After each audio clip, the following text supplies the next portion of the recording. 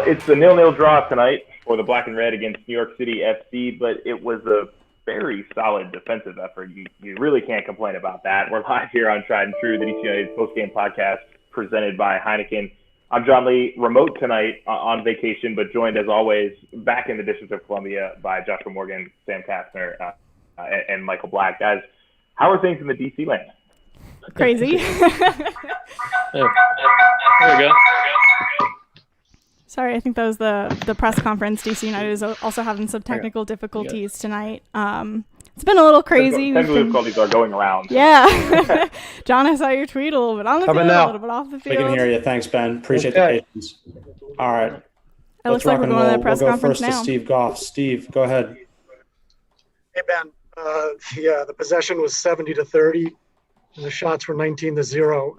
It was 0-0 though in the end, wasn't it? Yeah. How do you? They had a lot of shots. We had none, and we got a point out of it with a crew that's a little fatigued and down on some injuries. So overall, I'm pleased that we were able to get something out of tonight. And they're a very good team. I don't know if anybody's watched them lately. They're as good as they come in this league, and to get something, I know we're at home, and I know the stat sheet. I'm looking at it now, and it's not real flattering, but that's okay. I'll live. Thanks, Ben. We'll go to Jimena next. Jimena, go ahead. Coach, how do you see today's offensive effort compared to other games? Jimena, we didn't have a shot. So the offensive effort was not as good as the defensive effort. But when you don't have a shot, it's good to not give up a goal so you can get something out of the game. And that was the case today. Thanks, Ben. We'll go to Jason Anderson next. Jason, go ahead. Hey, Ben. Obviously, you turned to Rivas off the bench tonight. How do you evaluate his performance? What made you turn to him over some of the other guys that were available? Well, it's a little bit unfair to Sworga. He comes in and does a really good job, I think, to get the goal the last game. I just thought that because of his size and presence and the way the game was going, that physically he could maybe hold up some balls when we did win it back. And at times we were having trouble getting out, as you saw, and maybe he could relieve some pressure with his size, and you could see that he has that, and he had some good moments. And it's hard. We haven't had a real training session with him. It's game after game, and you're trying to incorporate these guys into what you're doing through film. And it's hard. You need weeks of training and to fit him in. And so overall, it was good that he got his feet wet. That was also part of it, getting him a look at our league. And I look forward to working with him. Again, a little unfair to Eric Sworga, getting him a look at our league. But I thought the subs did pretty well. I thought people came in and gave us a little composure and worked very, very hard, especially when we went to the 5-3-2 with Pipa a little bit higher. It was a lot of work for him and a lot of work for those three in the midfield. But they hung on there. We defended the box real well across the night. And I'm proud of them to get something out of this game. We'll go back to Steve Goff. Steve, go ahead. And obviously, every opponent's different, and New York City is very good on the ball, and they're a very good team. But from your team's standpoint, what do you need to get better at over the next few days and over the coming weeks in terms of connecting and linking passes together and mounting a consistent attack? Well, there's a bunch of reasons, Steve, why the game looked like it looked like today. And I think a lot of you can understand that, and some can't. We will, each game will be getting bodies back that we need to kind of advance this group. That's not a slight on the players that are out there. But when you have Joseph Moore playing center back, and you have a lot of guys in that unnatural positions, it's hard for the offense to kind of take shape. But again, I thought from a game plan standpoint, the last two games were about what we expected. We didn't go into these last two games expecting anything that was going to look much different than that. Yeah, of course, we want more looks on goal, but for right now, we have to make decisions on how to get results, and that's my job, is to get results. And we did that over the last 2 days, 2 games, and I'm appreciative of the guys' effort. It's not a lot of fun to play that way, but sometimes it's a necessary evil to get something out. And maybe if we go toe to toe with them and stretch them and push them, maybe we win the game. Or maybe we lose 3-0. And these are decisions the coaches have to make. And to answer your question, it's getting some personnel back.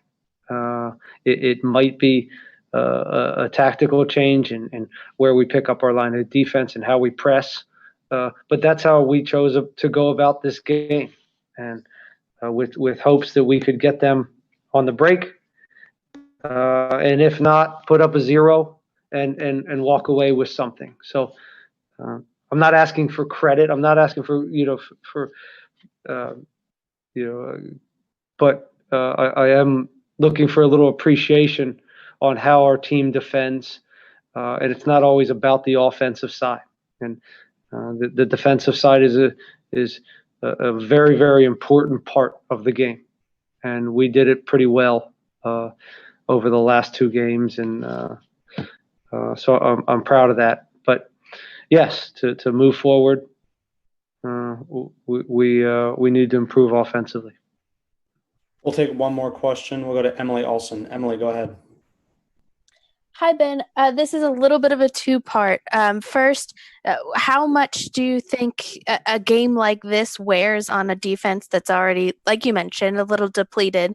And on the opposite side of that, how good was it to, one, give Fisher another game, some more minutes, and as well as getting Adoyatsum in there to kind of start contributing again? Because this was a tough game defensively, and all your defenders, they look tired to turn around and face another New York team in a week.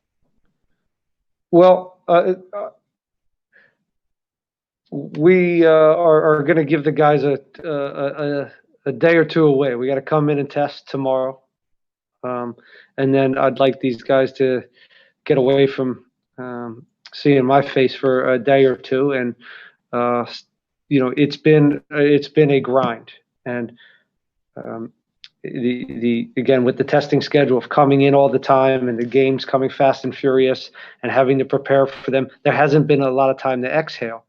And now we have a game 6 days away on a Saturday, and so now we get to kind of recover both mentally and physically for a day or 2, and then get ready. Hopefully, get a player or 2 back for the weekend, and kind of live to fight another day this week. But yeah, they look tired. It's not easy to defend that way, and that's partly why I'm proud. And they were, the Red Bulls game is always super taxing, and to turn around and a lot of those guys played another 90 to hang in there and get something out of this game was impressive. And again, good defenders relish putting up zeros. And I think good teams appreciate it as well. And yes, the offense can get better. I will not argue that. But until that happens, the defensively we've been pretty good. Thanks, Ben. Appreciate your time.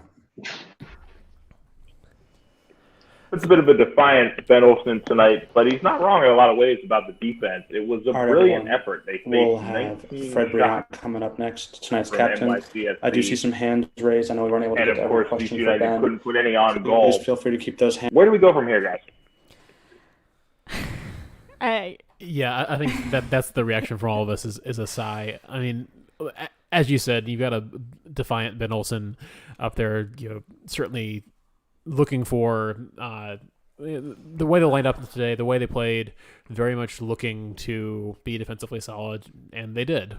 But it's very much the same issue we've been talking about ever since we came back, and frankly, for years of how does this team score goals? You do not score goals not shooting, and we didn't shoot tonight. Yeah, and Ben was very honest about that, but he didn't really have many answers about that, right? Joshua, what were you going to say? No, it's great. I've been through this enough times to know that's Ben Olsen's response. Ben Olsen's response is going to congratulate the defense on a shutout. You're playing a 5-4-1 at the end of the game. You put 9 people behind the ball, if not 10 or 11 most times. And yeah, I'm happy for the shutout. We'll get into that more later. But I am really sick and tired of watching no offense on the field. Well, and frankly, you're playing a team like NYCFC that was on a good run. They, I think, were unbeaten in 3. Had a fairly good showing at the Mosses back tournament. It's a team that is in good form for all accounts. So if looking at it on the face, saying, "Hey, you're playing a good team, you managed to pull a point out of it," yeah, we should be happy that you got a result there. But having watched the game and frankly suffered through it at points, it's troublesome, and I don't know what the answer is because there were some changes, there were some their strategy. I just don't know.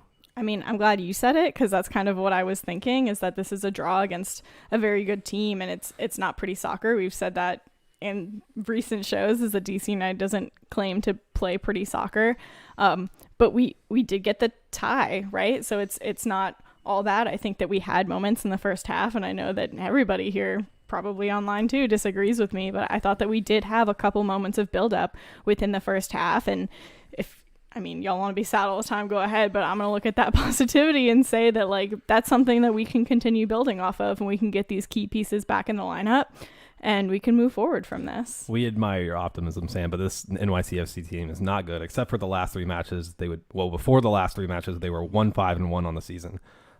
5 losses, 1 tie, 1 win, which is not good. Now they're 4-5-1, which shows form. But yeah, I'm not having build-up play really in a game where you get no shots at all. I think offensively we definitely regressed again. Tonight. It wasn't well overall.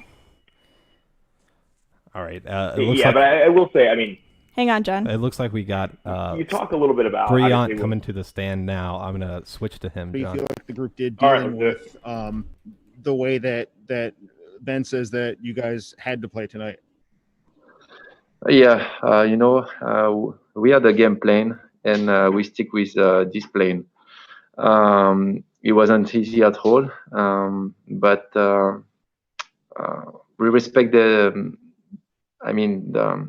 what the coach wanted to do, and in the end we get 1 point. So we are pretty happy with the result, but of course we are disappointed with the way we played. Thanks, Fred. We'll go to Mauricio next. Mauricio, go ahead.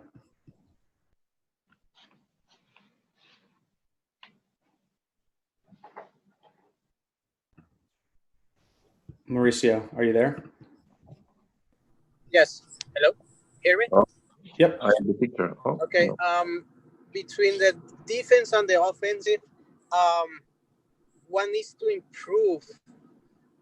You being the captain, what do you notice that is lacking at this moment with the offensive? It's a team effort, first of all. And because we stick with this plan, it's hard to get the ball and play well after that. So, of course, for the offensive player, is hard, and they are very disappointed because we didn't have too many chances. but it was the plan, and we respect the plan. So overall, the whole team, we are disappointed with the way we played. It's not very enjoyable. We need to do a lot of effort defensively, and we become, is the kind of game where we are tired very quickly. So, but in the end, we are happy with the results. So we have to get the balance between what we want. Now we need points. So maybe we have to adapt a system, and maybe we have to play with the game with more pleasure, less pleasure. Sorry. So it's like that. It's the soccer, and now with the situation where we have a lot of injury. We try to figure it out with the player. We are not there. So in the end, it's a good result. Thanks, Fred. We'll go to Emily Olson next. Emily, go ahead. Hi, Fred. Two questions sort of here. Physically, how taxing is a game on defenders where, the other team has 70% possession, they're taking 18 shots, and the offense isn't doing much? And then for you personally, you're one of the players coming back from injury. How are you feeling, especially after today? The injury is still there. Still there. No, I just try to help the team. I'm not 100% ready to play, but I'm the older guys, and I try to help the team as I can. So today it was a demanding game, especially defensively. A lot of run without the ball, and we didn't touch too many times the ball. But it's like that, and in the end, we are very happy with the result. I'm very happy with the way the guys defend, and also the mentality of the group was much better than two games ago. And when nothing is very easy right now with the team, nothing is smooth, nothing is going on the right way. It's also good to get the principle, the base, the basic things. And now we are at this stage, and we did well. And now we have to build something else with the basic things. And we won again the Red Bull. It wasn't very easy. It was the similar game than this one.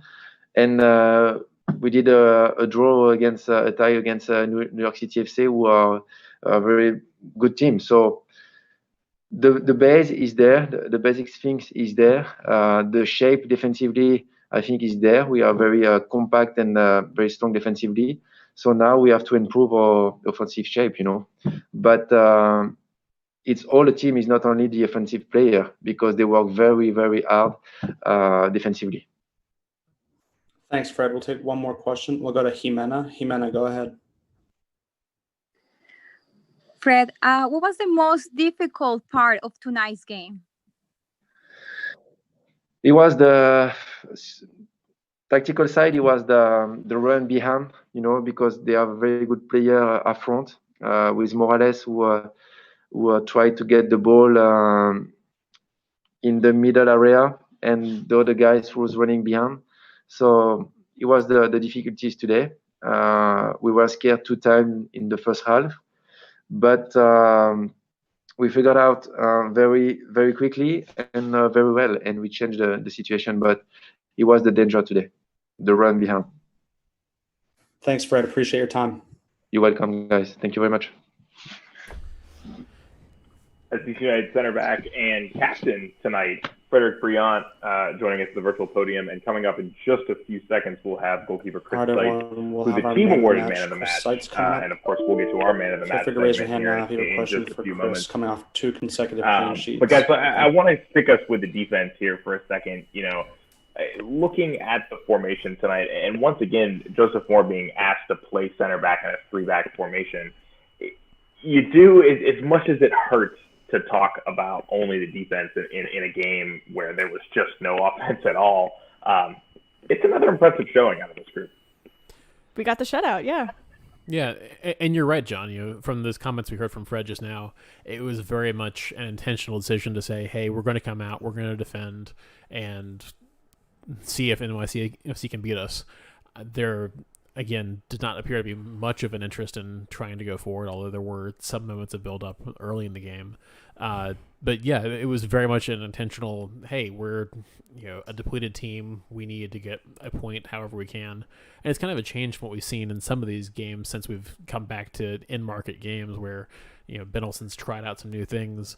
To some extent, tonight's lineup was new, but it was very much a see if you can break us down. We're going to put guys behind the ball and go on from there. I think it's interesting, and I want to bring it up because I'm scrambling and defending over here trying to keep this podcast up. But that's very taxing on the players because they're scrambling and defending for the full 90 minutes. And we heard Ben talk about it, and then Brillant brought it up that, man, we just did this 3 days ago in Red Bulls. It's not like they cruise to a 3-0. You can take your foot off the gas in those kind of games.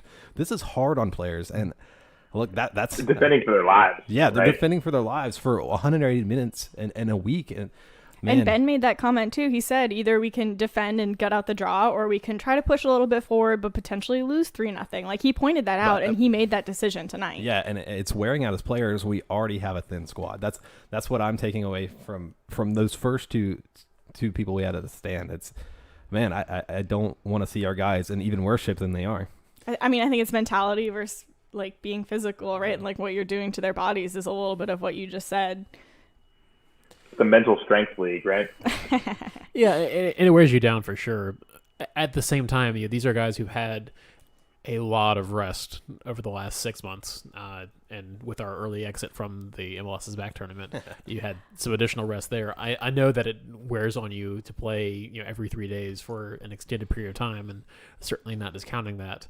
But at the same time, it's not like we have gone through a schedule since March, and now we are still wearing down guys with the depleted lineup. And I would argue that's a little bit harder, though, because these guys were just sitting down and they were getting the best workouts they can. But, I mean, these are guys who have been active every day for their whole lives, like from their youth programs to, like, if they went to college or if they went straight pro and they were on a second team, like whatever, these guys have been active and athletic, and they have had workouts and, meal prep, and their lives have been geared towards this, and then it suddenly stopped. So that was such a disruption in their professional lifestyles that I think that's almost harder, and you are having to come back to it. And DC United does play a very gritty style of soccer, so it's even harder to come back to that. They're not playing a fluid passing style. They're playing something where they basically need to block and absorb that pressure, which is difficult for them. Just to jump in real quick, Sam, it looks like Chris Seitz is at the podium right now, so let's cut over there. And hey, Chris, what was it like having to absorb all that pressure as a defensive unit for most of the game? Yeah, look, I think we came into this with the mindset of being hard to break down. And our first goal tonight was to get a clean sheet and to make it hard on them and to maybe try and catch them on the counter if possible. But first and foremost, we wanted to defend well and defend strong and be brave in there. And I think our group put in a heck of a performance in that aspect. We frustrated the heck out of them, and we definitely didn't give them anything easy or cheap. Thanks, Chris. We'll go to Mauricio next. Mauricio, go ahead. Congratulations, Chris. Once again, an exceptional job. Being with 19 corner kicks and 4 saves that you made today, how do you react on New York's performance? It was a little better than DC, or DC was a little better than New York? Your perspective. They definitely had more of the ball, and they definitely had, obviously, the clear opportunities. At the same time, though, like we limited them to opportunities in places that we were comfortable with. Everything was at an angle. Nothing was really a truly clean look, and we definitely frustrated them and made it difficult. Maybe one free header late on a corner kick, but other than that, we competed throughout the field. Ola did a great job trying to occupy their 2 center backs, and we tried to break a couple of times to catch them off. And look, we were close at some points, but at the same time, a clean sheet is a good start, but at home you want 3 points. So obviously we left some out there that we wanted to take. Thanks, Chris. We'll go to Jimena next. Jimena, go ahead. Chris, how do you feel when you hear your coach speak well of your defending? Look, I think for us that was our goal tonight, was to be hard, to break down and truly work in 2 big blocks, a block of 5 and a block of 4, and then have Ola up top, kind of shifting them to one direction. And we accomplished that. And just like in New York, we wanted to be tough and to break down, and we accomplished that goal there. So we're getting back to basics with defending and truly making it hard on other teams. And I think we could be a little bit better on set pieces tonight and maybe a little bit more clear with a couple of chances, and we might be able to steal one. But for us, we know that this group is capable of getting zeros every single night if we put our mind to it. And tonight was a good example of that. Chris, I don't see any more questions. Thanks for joining us, man, and congrats on the consecutive clean sheets. Appreciate it. Thank you very much. You guys have a good night. All right. As DC United All right, goalkeeper everyone, thanks so Chris much. Seitz, As always, Sam and I'll have as the Zach recording. said, All you that's have to do is 2 consecutive clean sheets for DC United's backup goalkeeper, who's been putting in some quality minutes here in the absence of Bill Hamid. And guys, I think that's something that we also need to shout about this defense. We're certainly not escaping talking about the offense. I've got thoughts lined up, but this is a defensive effort, 2 games in a row, 2 clean sheets without arguably one of the best goalkeepers in the league. That makes it even more impressive. But and without their where captain. is Bill Hamid? Yeah. No. Where is Bill Hamid? That's a great question. I don't know. We've been told, and I say we, in the press conferences when, every pregame press conference, someone asks, how are the injury updates? What's the unavailability list? How are they looking? And it seems like every time they're like, yeah, Bill's ready. And he's consistently not. And I don't believe that he owes us anything really. Like, we don't need to know exactly what's going on, but I would like at least a pretty realistic timeline for when we can expect him back. Or at least not this like, oh, he's going to be back next game kind of thing, because it's been 2 or 3 games now that's happened. And look, like you said, it's if there's something wrong, Bill's given enough so much throughout his career with us. We definitely have patience for him or whatever he's going through. But it is weird that we keep getting this on and off again kind of thing with whether or not he'll be in the 18, and he still hasn't. Yeah, and normally in a situation like this where somebody starts getting held out, you think, oh, maybe they're angling for a transfer, maybe they're unhappy, who knows? I don't think any of us get the feeling that that's what's happening here. Like, again, wild speculation, but Bill has gone abroad. He's tried different leagues. He's come back to DC, and from all accounts was happy with what's going on here. So I don't know if it's that, but again, in the absence of any explanation or thing to go on there, we really are kind of limited to just our random suppositions. Well, I think that's what makes it tough. And I agree with you guys 100%. I mean, Bill certainly doesn't owe us anything as DC United fans, but at this point, it's been a very conspicuous absence for long enough that some sort of additional information either from him or from the team would probably put a lot of our minds at ease of like not seeking a transfer or anything like that. Like, he's dealing with some issues. Check, man. There's a ton going on in the world. Take the time to do it, but it does make you wonder a little bit. But thank God for Chris Seitz the last couple games, because certainly things could have been a lot worse on the field missing Bill Hamid. But we're live here on Tried and True, the DC United Postgame podcast presented by Heineken, and we'd love your thoughts on tonight's game and, of course, on where the Black and Red go from here. They get a break, which is much needed midweek this week, not in action again until Saturday at home against the Red Bulls. But you can join the show using the hashtag Tried and True DCU, and I'll defer to the crew in DC on whether or not the phone line is up tonight. Yeah, it looks like we got it up. We can at least try, more than you can say for DC United's offense. Oh, okay. That's right. That's 202-892-6228, 202-892-6DCU if you want to join the show. And it looks like we do have a call coming in, John, so I'm going to answer. I have a hunch it's from the RFK refugees. Hey, you're on with Tried and True. Who are we talking with? Oh, no.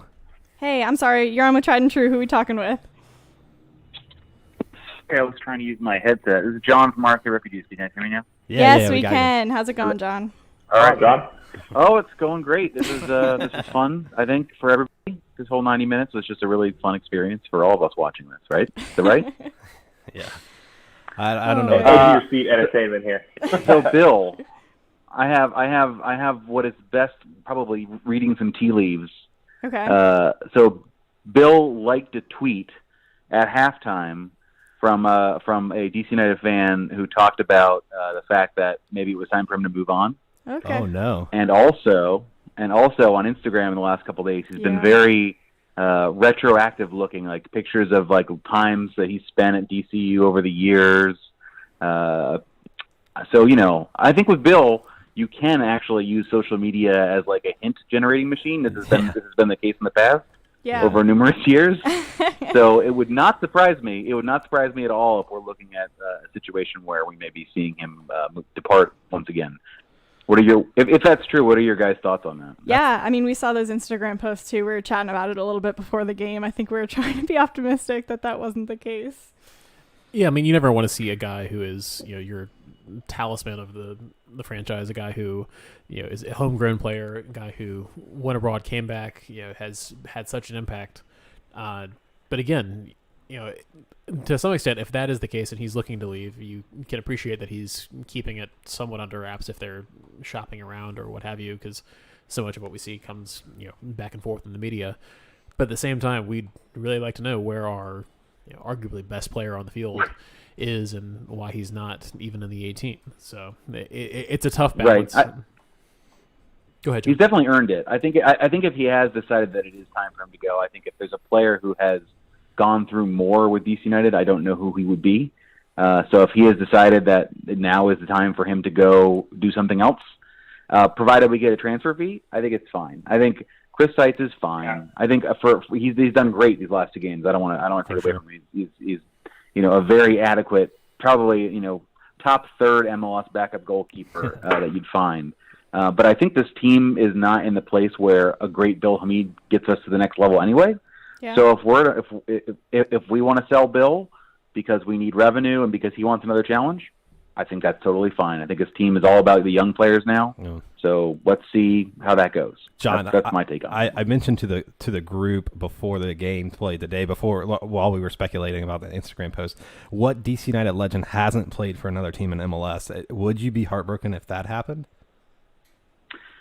Yeah, that is a much tougher one for sure. I think that would be a bummer to me. I think this happens in MLS. I mean, Moreno played in New York.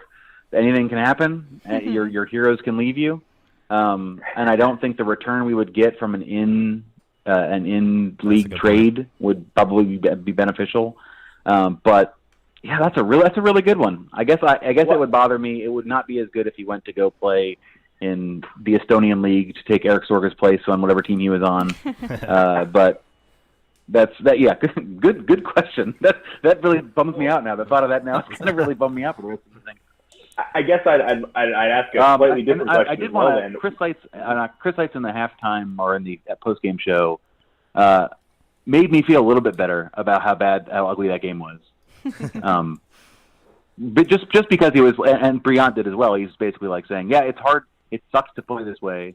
This was our game plan. We did it. We made it. We two games back to back with a clean sheet. That's great. Their defense has been bad this year up till recently. So if they're getting any part of this team in formation and in like decent shape, the defense appears to be getting there. The offense is still completely lost and completely out to sea and much harder to solve than a defense. But at least half of the equation is now in a serviceable place going forward for the rest of the season. Yeah, I got the same impression. Everyone was really like that was the game plan we wanted. New York City is a very good team. We didn't want to concede at home, and we didn't. So they kind of said, check and on to the next.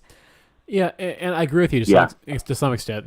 Having a team come out there and say, hey, we're going to defend, or we're not going to give up a goal, and then succeeding and not giving up a goal is certainly one thing. But I don't know how much of that translates into future games when you do look to go out there and score goals. It's much easier to defend when you put 9-10 guys behind the ball. I still don't think we figured out the other half of the equation, like you said. So it's definitely a struggle and something that they're going to have to keep working on. To not concede will just require us to have no shots. That's all that it takes. Yeah. That's all. You guys, good luck the rest of the post-game show, and hopefully next game we get some shots on goal and maybe some goals. Thanks, John. Always a pleasure chatting with you. Oh man. Yeah, thanks for the call, John. So guys, real quick, I do want to go back to Hamid for a second because Joshua, you asked a great and a very important question, of course, about as fans, how would it feel to see Bill in a slightly different colored MLS crest on the sleeve, right? But really, my question to Bill would be, and of course, again, this is all just speculation based on what we're seeing on social media, but where would you want to go if you're Bill for another challenge? And what's realistic, right? Because he went to Denmark. He struggled to get playing time, but he was behind a goalkeeper that was playing lights out. What's next for Bill if it's not here in DC? Yeah, I look. I think we know Bill Hamid's cap. He's a top tier MLS goalkeeper. He could maybe make it in Europe. If he wants to go back to Denmark, he loved it there. Despite his poor playing record, he I think showed up in 2 games barely.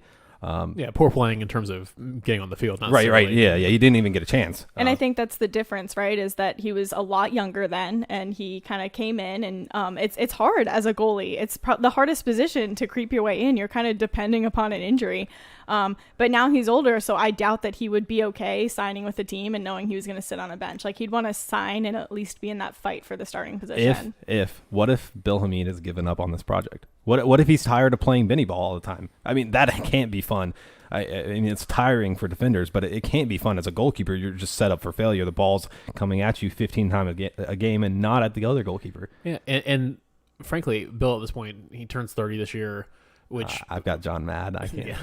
and we'll hear from John in a second. But the Bill turns 30 this year. It's tough because he's a guy who.